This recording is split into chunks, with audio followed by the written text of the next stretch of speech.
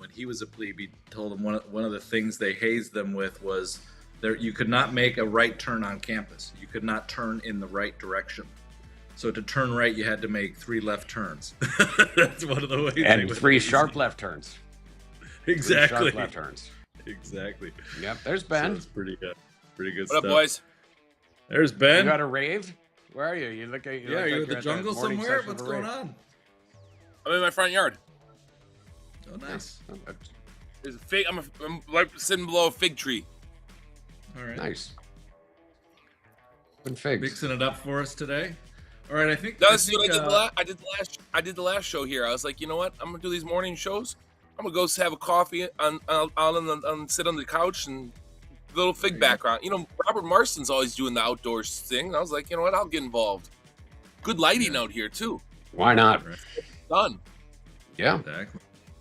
Looks like you got a haircut. You're all cleaned up. No baseball. Jillian cut my hair last night. I got it cleaned up, a little clean cut.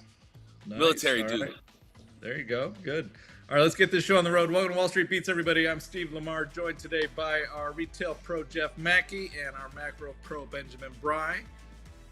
Would you guys? I guess the Mag 7 woke up to rising chip prices this morning, and they're freaking selling them hard. And then we got Wendy's is a new meme stock, Jeff. Maybe it's showing some. Some life for no apparent reason.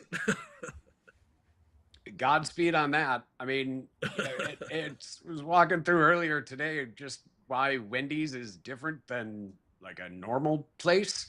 Why it's not the same as, say, a Culver's, where they make kind of the owners run the store and everybody's kind of shipshape and on the same agenda and stuff. Wendy's is just run by a huge REIT conglomerate, and they can't really implement changes. It's been it turns out that 8 or 10 years of just ripping out every available expense at places that you serve food at is something's got to give.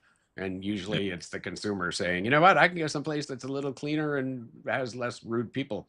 I'm not sure, but whatever, Godspeed. It's people need some sort of meme stock to go to, and they've apparently found Wendy's. They got rid of Hertz and went long Wendy's, and it's going to end exactly the same way. In GameStop, they can't touch because this freaking eBay bid hanging over their heads. So that one hasn't come together the way Ryan thought it would. I mean, you got to tell you, Wendy's up 40% is quite a move. I mean, like, you don't see restaurants go up 40% in a day, do you? I mean, maybe that in the heydays of the 90s and 2000s. Jeff, I was thinking about it last night. The picks and shovels stocks of this CapEx boom were the consumer stocks of the 2000s, right? Like, those were the big beneficiaries of the whole housing, like, outspend CapEx boom. So Wendy's, are you fading it here? Would you fade it here?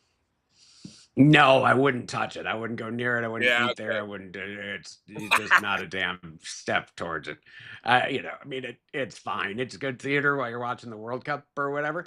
There are so many names that are working in Consumerville that are still cheap. I know Robert's been going bonkers over Abercrombie, but there's a bunch of them. Look at Macy's making a 52-week high, just kind of being a shitty retailer with an 11 multiple and not dying at all. A lot of possible dying was priced into this group. Target making 52-week high. Williams-Sonoma breaking out. Finally, one of the best run merchants that you really have anywhere for this size in terms of just bang for the buck management team. These are great looking charts. I don't see a lot of reason to be, I'm just kind of sticking with what's winning. IMAX has been another great name for me. I mean, there's stuff working. And so I tend not to really, dabble. I would much rather just Texas hedge the crap out of the names that are working, that I have confidence in, that are trading at low multiples, than kind of get involved in the Reddit boards where I don't really have much of an edge. What did you say? Texas heads it? What is?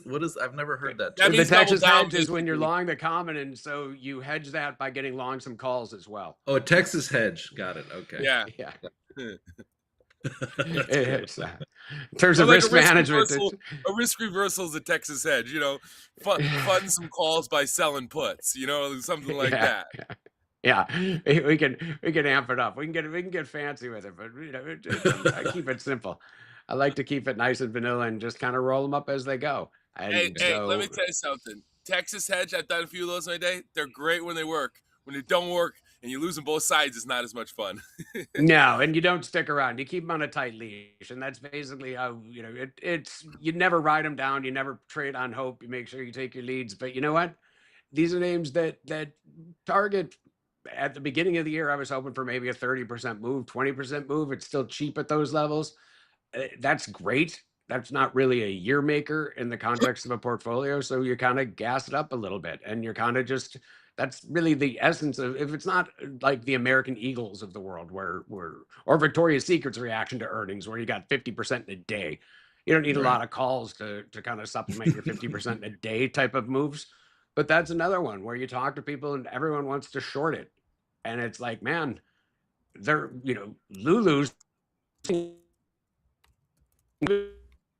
in terms of your upside reversal catalyst. Victoria's Secrets that's wildly extended, that's 50, up 50% from the lows, and the fundamentals are working. I would rather just there's it's a bifurcated market, not in the sense of the K-shaped economy, but in the sense of consumers like what they like, and they don't really have endlessly deep pockets, and so you're just stock picking markets that works. And I've seen this K-shaped thing they're talking about for, gosh, probably the past couple of years now. The consumer, the K-shape, the low end is spending. I mean, right? I saw some research. It's a headline phenomenon. Yeah. You Dollar General kicks the crap out of earnings, and you get the discount stores that have a headline where they beat earnings. And the headline is, this store outperforms as consumers continue to tighten their belt. Carnival reports they're sold out for the rest of the year. This is the low-endiest of the low-end cruise lines. They're doing great. They're, kicking the crap out of earnings. They don't have a ton of flex in terms of, once you're booked, you're booked. And for obvious reasons, it's best to book your cruise ships early. So, it's not about last quarter, but you have to dig pretty hard to find evidence of a weak low-end consumer on that basis. Viking Cruise on the high end is ridiculous. That's a great looking chart that's done nothing but go up since it went public. It's along that on the insightful theory that stocks that hit 90 go to 100, which it was nice enough to do.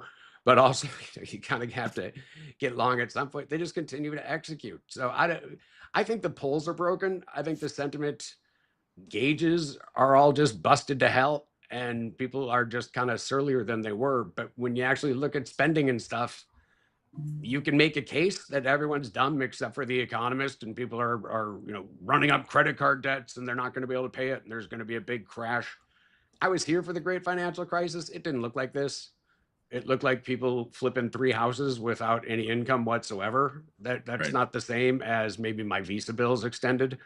So I tend to kind of, whatever the surveys say people should be doing, they've been buying stuff, and they seem to have the money to do it. And so and you've got all these tax benefits now that are starting to flow through. Everybody just got refund checks, and I mean, people are spending money.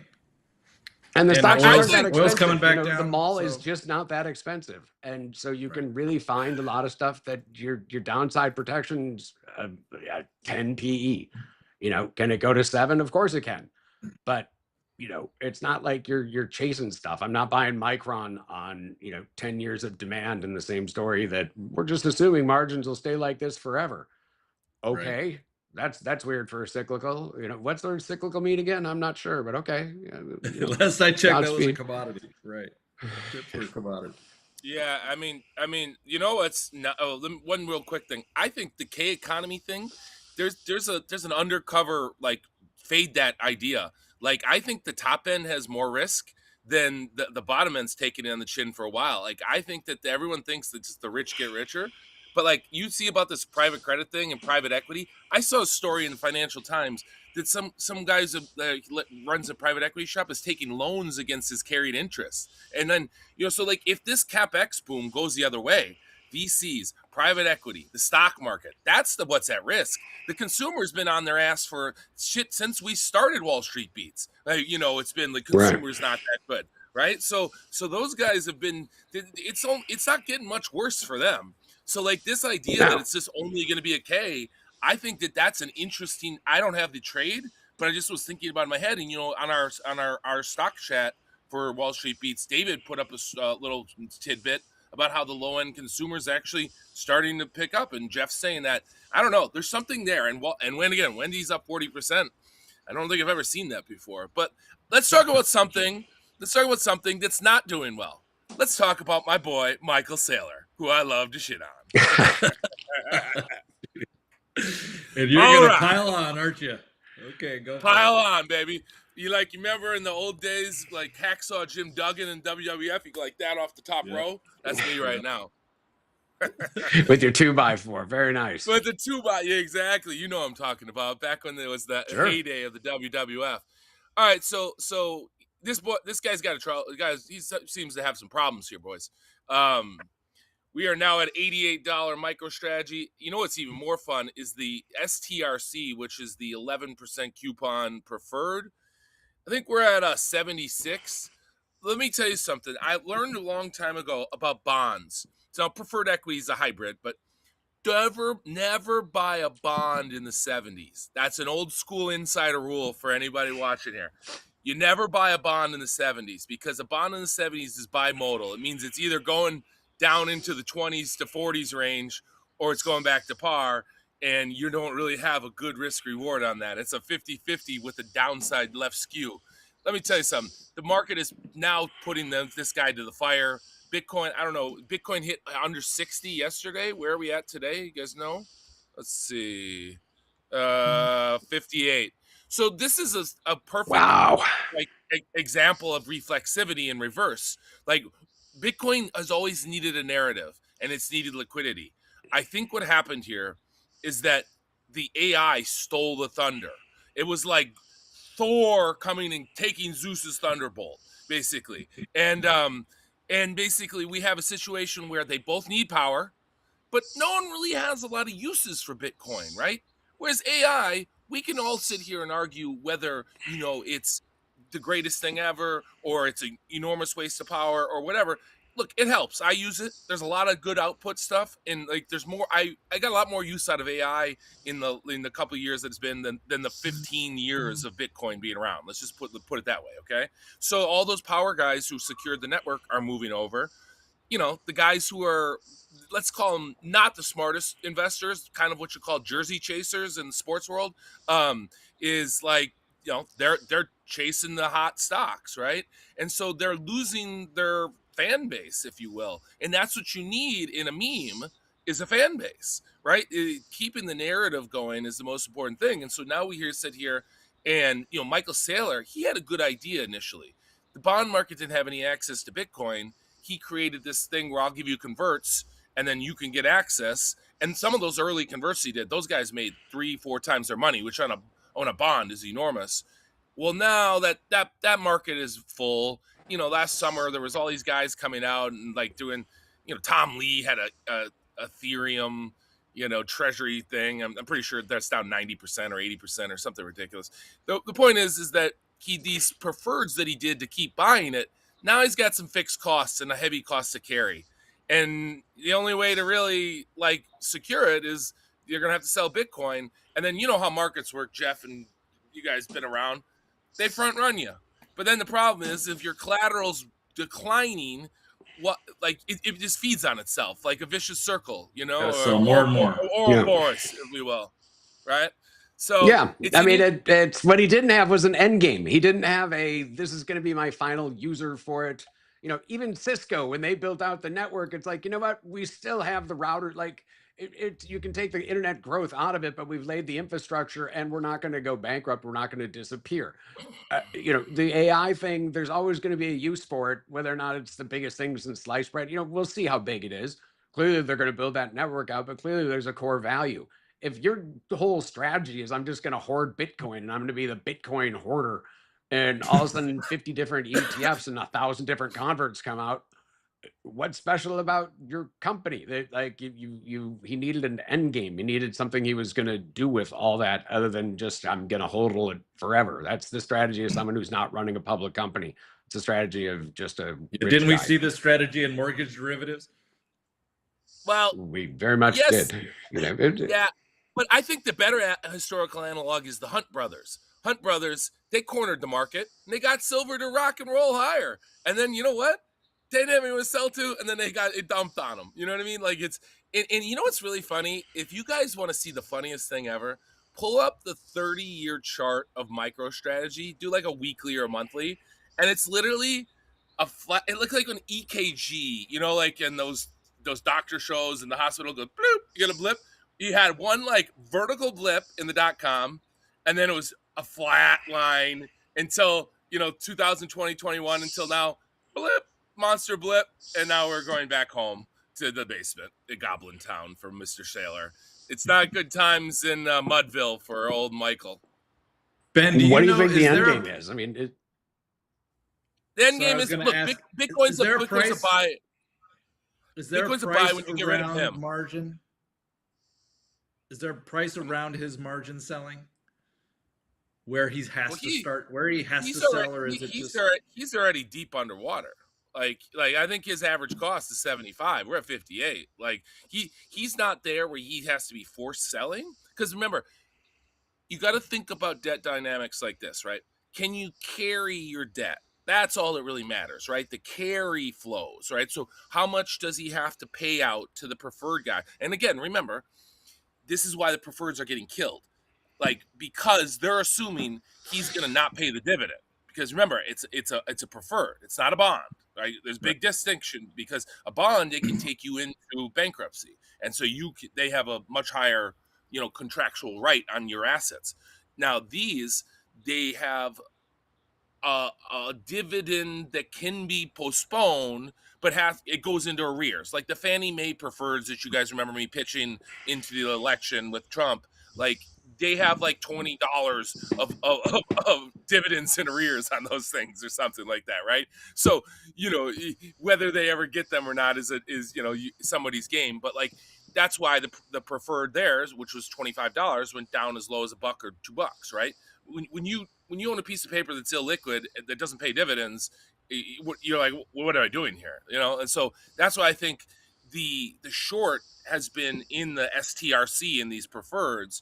I mean, look, obviously the equity is it's basically gonna go to option value plus some Bitcoin and but yeah, I don't know. I mean, I just think it's an interesting dynamic where the stock market's near all-time highs and there's just no bid for crypto. So I think that if you were to say, Ben, when would you buy Bitcoin?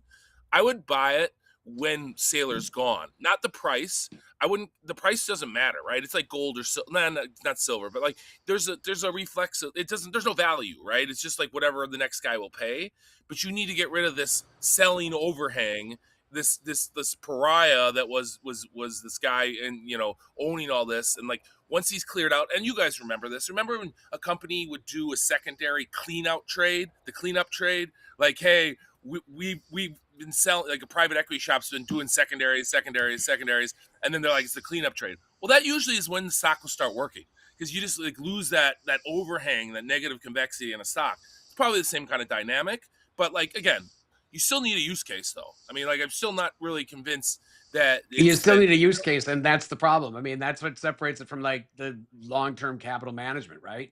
When you had all those bonds underwater and people were being forced to liquidate and they're like, screw you. I mean, the chances of default, this is way off the market. You're just front running me. You're just screwing me. And that was true. With Bitcoin, it's like, yeah, I'll offer you 20,000 and I still don't have a use case for it. So that seems like almost I'm plucking it out of air anyway. I agree in terms of the trading bounce, you got to get rid of him. I mean, I know, it's the basic idea is, when he liquidates, that'll be the first time that you finally getting supply coming on and seeing what the market can actually bear. But again, you don't end up with a use case. They've had 14, 15 years to come up with this is what it's good for. And they really haven't. Big disappointment. And all the money's obvious clearly going into this AI trade, which is getting a little long in the tooth. I mean, go to the mall, man. 10 times earnings. Exactly. when Macy's is in trouble, it's always a matter of what they're going to be able to sell the real estate for, and people will front run them and screw them, and they won't be able to get top dollar for it. But you know what? It's always worth something. The Herald Square store is always worth something, and there's an actual asset there, and it's the biggest store in the world. It's Bitcoin doesn't have that. You know, the all the other infrastructures are worth something, and this kind of isn't. So I don't know. I don't have a dog in the fight, you know, but the again, it's I just think there's a lot of kind of forgotten spaces and all these other little submanias that have been going on that it's time. They've been cooking for a while. The Abercrombies have just been sitting there for a long time. And if their earnings were really going to collapse because they were out earning so much, you know, it would have happened. Like, you know, it's still just sitting there at 8 times earnings. That's a pretty good cushion. I mean, 8 times earnings is the kind of multiple I can get behind, Jeff. You know, it's just like the distribution of outcomes is on your side. You know, everybody knows you suck at that point, right? You're like, hey, you traded 8 times earnings. Like, if you just suck a little less, it can work. Like, that's what I love about those low. Everybody, you know, we live in and this they don't world. even particularly suck, which is weird. You know, I mean, it's normally you'd have just kind of a declining story going even on. Better, Lulu even better, looks cheap even on better. multiples too, but that's a trap because their earnings are going lower. Yeah. Abercrombie's just kind of cranking away. You know, it's like it's are we super exciting? No, we sell t-shirts to teenagers. Like, you know, we're gonna have fashion cycle risk, we're gonna have a lot of stuff, but we also are really good at running stores. And we have a really talented bench and people who are motivated to kind of make the stock go higher. So that's pretty good. You know, it's gonna work. That's all you need to know. It's gonna work from Jeff Mackey. Let's end the show like that. Yeah, perfect. Beautiful. All right, boys. You want to wrap it up? Let's do it. Yeah, let's wrap it up. We got a big football day today. You guys gonna be watching? Yet again. How great is this summer? Sports are on fire, man. Aren't they? The whole year's on fire. The whole year's on fire. We started off by winning the gold for the first time in my lifetime. Like, come on, like beating our neighbors to the north. That was great. And it's been, and now America's going to win the World Cup. Let's go. Let's get it going, Jeff. It's cooking, baby. It's cooking with gas. Let's watch some soccer. We'll see you guys later. All right, see you guys. Thank you, Jen.